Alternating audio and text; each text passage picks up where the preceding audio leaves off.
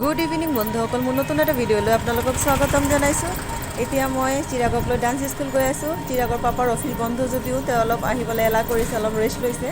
যি কি নহওক, তাক ডান্স স্কুলৰ পৰা আহি পেলাই এফালে যাম। বন্ধুসকল মই কৈছিলোঁৱে, তাৰ পৰা আহি পেলাই মই ক'ত যাওঁ এইখিনিও আপোনালোকৰ লগত শ্বেয়াৰ কৰিম। আশা কৰোঁ আপোনালোকৰ চাই ভাল লাগিব। ভাল লাগিলে প্লিজ লাইক, শ্বেয়াৰ আৰু ছাবস্ক্ৰাইব কৰি ল'ব। যোনে যোনে মোৰ চেনেলটো এতিয়ালৈকে ছাবস্ক্ৰাইব কৰা নাই প্লিজ ছাবস্ক্ৰাইব কৰি ল'ব।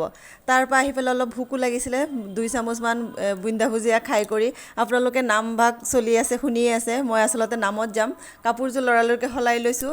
এয়া নামঘৰত আহি পালোঁহি। নামভাগো প্ৰায় শেষেই হ'ল। এতিয়া প্ৰসাদ বিলাইছে, আজি শৰাই আছিলে আৰু মোক যিহেতু মাতিছিলে তাৰ কাৰণে আহিছোঁ। আৰু এয়া সদায় যাব নোৱাৰোঁ। কি কি খুৱাইছিলে আজি মই এবাৰ দেখুৱাই দিছোঁ।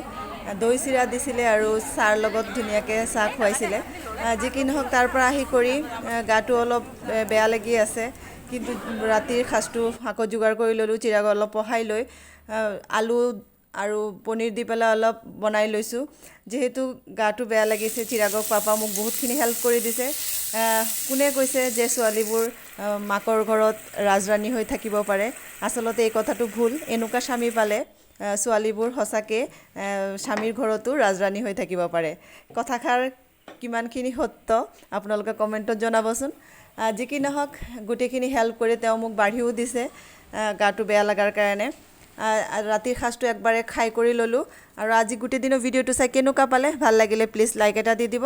আজিলৈ ইমানখিনিয়ে। শুভৰাত্ৰি।